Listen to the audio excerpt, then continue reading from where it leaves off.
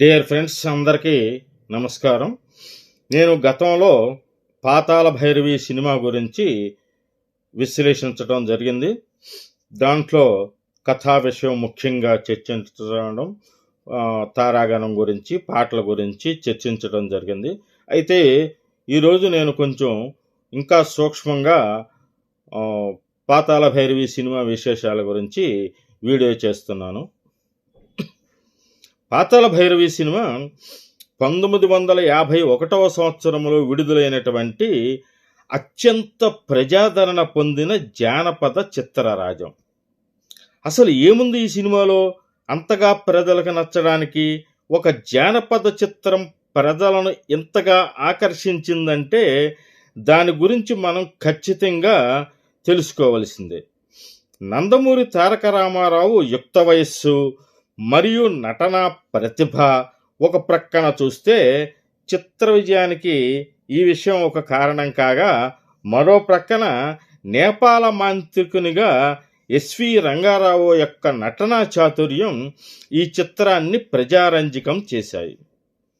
ఇక పాతాళ భైరవి చిత్రంలోని సంభాషణలు, పాటలు ఈ రోజుకు కూడా ఇన్ని దశాబ్దాలైనా సరే ప్రజల నోళ్లలో నానుతూ ఉన్నాయంటే అది రచించినటువంటి పింగళి నాగేంద్రరావు యొక్క ప్రతిభ, సంగీతం నిర్వహించి బాణీలు కట్టినటువంటి సంగీత దర్శకుని అనగా ఘంటసాల వెంకటేశ్వరరావు యొక్క ప్రతిభ.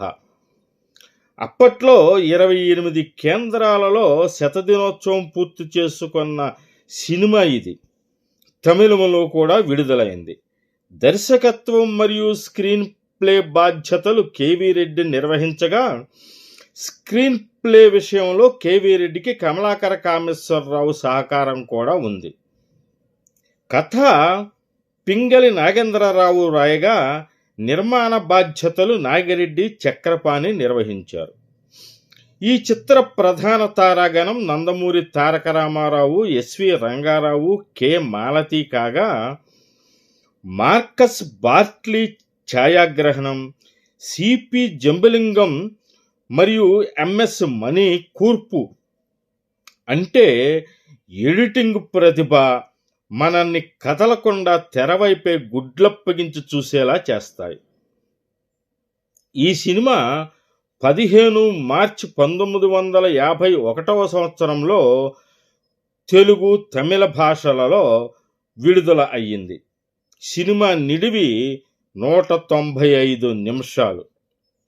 ఇక కథాంశానికి వస్తే, మధిర సుబ్బన్న దీక్షితులు వ్రాసిన కాశీ మజిలీ కథలలోని ఒక కథ, అల్లావుద్దీన్ అద్భుత దీపం కథ, బాలనాగమ్మ మొదలైన ప్రజాదరణ పొందిన కథల ఆధారంగా ఈ సినిమాకి కథను అల్లుకున్నారు.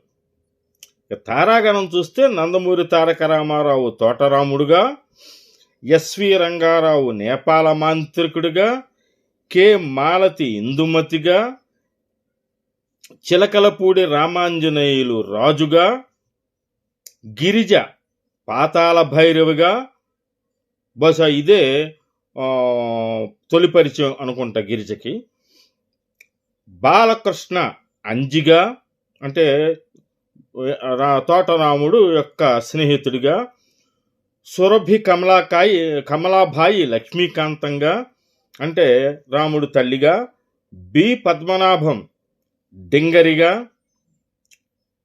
తర్వాత ఇంకా హేమలతమ్మ రేలంగి రాజుగారి బావమరిదిగా నటించారు. ఈ చిత్రంలో మహానటి సావిత్రి నర్తకిగా రానంటే రానే పాటలో కొద్దిగా కనిపిస్తుంది. ఇదొక విశేషం. ఇంకొన్ని చిత్ర విశేషాలు చూస్తే, ముందుగా తోటరాముడు పాత్రకు అక్కినేని నాగేశ్వరరావును, మాంత్రికుడి పాత్రకు మొక్కామలను తీసుకుందామని అనుకున్నాడు కేవీ రెడ్డి. కానీ నాగిరెడ్డి చక్రపాణిల సూచనను మన్నించి కేవీ రెడ్డి ఓసారి ఎన్టీ రామారావును పరిశీలించటం, అతను చూడటానికి వచ్చినప్పుడే టెన్నిస్ మ్యాచ్ ఆడుతున్న రామారావు 2 పాయింట్లు కోల్పోవడం, కోపగించి బ్యాటును బలంగా పట్టుకొని బంతి విసిరి కొట్టడంతో ఓ విధమైన జానపద నాయక లక్షణం కనిపించడంతో కేవీ రెడ్డి అతన్ని హీరోగా తీసుకున్నాడు. మరి హీరోగా పెద్ద ఇమేజ్ లేని నటుడిని తీసుకోవడంతో ప్రతి నాయకుడు కూడా ప్రఖ్యాతుడైన ముక్కామల కాకుండా కొత్తవాడు అయి ఉండాలని ఎస్వి రంగారావును తీసుకున్నారు. 1952 జనవరిలో భారతదేశంలోని గోవాలో జరిగిన తొలి భారత అంతర్జాతీయ చలనచిత్రోత్సవంలో దక్షిణ భారతదేశం నుంచి ప్రాతినిధ్యం పొందిన ఏకైక చిత్రం పాతాళ భైరవే. తెలుగు, తమిళ భాషల్లో ఏకకాలంలో ఒకే హీరోతో నిర్మాణం జరుపుకున్న తొలి ద్విభాషా చిత్రం కూడా ఇదే. తెలుగులో 1951 మార్చి 15న విడుదలైతే తమిళంలో అదే ఏడాది మే 17న విడుదలైంది. 1980లలో హీరో కృష్ణ సారథ్యంలోని పద్మాలయ సంస్థ జితేంద్ర హీరోగా ఇదే సినిమాను మళ్ళీ హిందీలో కలర్లో తీశారు. ఈ సినిమా ఆధారంగా పాతాళ భైరవి నాటకం కూడా రూపొందింది.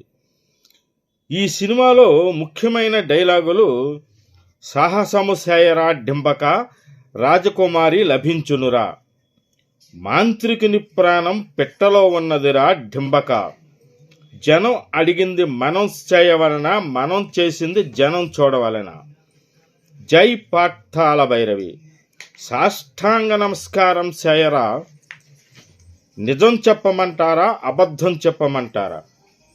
ఇక పాటలు